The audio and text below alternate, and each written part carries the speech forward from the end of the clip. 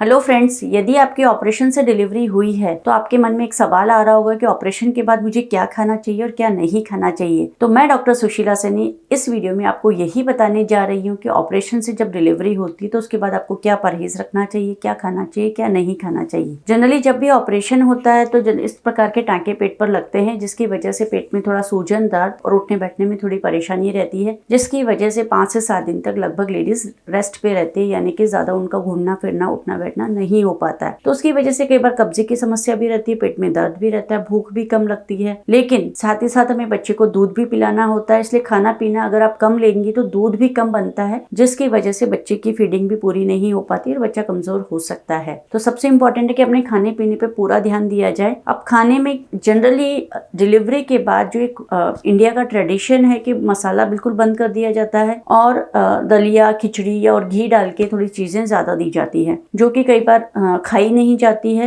और इसकी वजह से पेट नहीं भरता है और टाँकों को भी भरने के लिए प्रॉपर न्यूट्रिशन नहीं मिल पाता है। इसलिए हम जो सलाह देते हैं कि आप रूटीन रेगुलर डाइट खा सकते हैं। जनरली डिलीवरी के बाद खटाई खाने के लिए इंडियन ट्रेडिशन में मना किया जाता है, बट एज ए डॉक्टर हम लोग नहीं मना करते हैं, क्योंकि जितने भी खट्टी चीजें होती है जैसे आंवला है, नींबू है, अमरूद है, इन सब चीजों में विटामिन सी अच्छा होता है। तो विटामिन सी घाव भरने के लिए बड़ा अच्छा होता है, जैसे कि मौसमी का जूस वगैरह बताया जाता है। लेकिन इंडियन ट्रेडिशन में ये चीजें नहीं दी जाती हैं। तो अगर आप ये नहीं ले सकते हैं तो उसके रिप्लेसमेंट में फिर हम लोग आपको विटामिन सी की गोली भी दे देते हैं। तो सिजेरियन ऑपरेशन के बाद जो कई बार एंटीबायोटिक्स आपको दी जाती है तो उससे कई बार आपका पेट खराब हो जाता है, मुंह में छाले हो जाते हैं, तो वो सब चीजें उससे ठीक हो जाती है। इसके अलावा आप जैसे दाल ले सकती हैं, खिचड़ी ले सकती हैं और सब्जियों वाली आप खिचड़ी बनवा के लीजिए। प्लेन दलिया आप लेती हैं तो उससे एसिडिटी होती है, कब्जी होती है। अगर दलिया भी खाना है तो उसमें सिंपल सब्जियां आप ऐड कर सकती हैं। सब्जियां खाने की कोई मनाही नहीं है, इंडियन ट्रेडिशंस में भी अलाउड है। तो अच्छी सब्जियों वाला आप दलिया या खिचड़ी आप बनवा लीजिए, जिससे कि आपको मिनरल्स और विटामिन्स भी पूरे मिलेंगे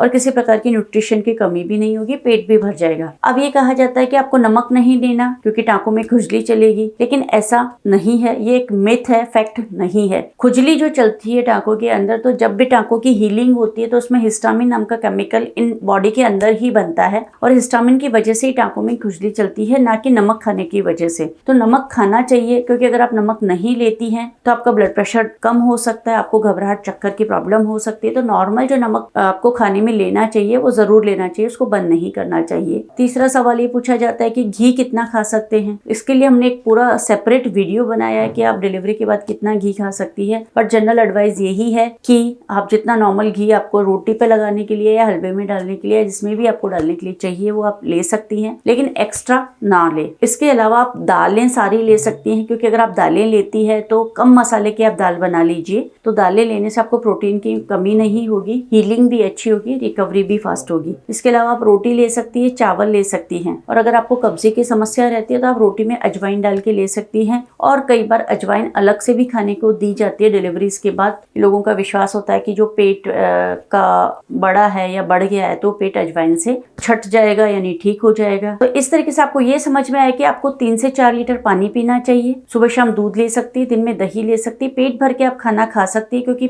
कम खाना खाने से टाँकों पर ऐसा नहीं है कि कम खाना खाएंगे तो टाँके जल्दी भरेंगे और ज्यादा खाना खाएंगे तो पेट फूलेगा और टाँकों पे खिंचाव पड़ेगा। जितना आपको भूख लग रही है उतना आप खाना खा सकते हैं। आप रोटी ले सकते हैं, दाल ले सकते हैं, चावल ले सकते हैं, हरी सब्जियां सारी खा सकते हैं, फ्रूट्स आप सारे ले सकते हैं। कॉन्स्टिपेशन के लिए आप अजवाइन और पपीता ले सकते हैं, और इसके अलावा जूसेस आप ले सकती हैं और दूध में प्रोटीन पाउडर डाल के ले सकती हैं। इसके अलावा यदि कोई क्वेश्चन है तो आप कमेंट बॉक्स में लिख के हमसे पूछ सकती हैं। आपसे फिर मिलेंगे एक नए वीडियो में नई जानकारी के साथ। तब तक नमस्कार।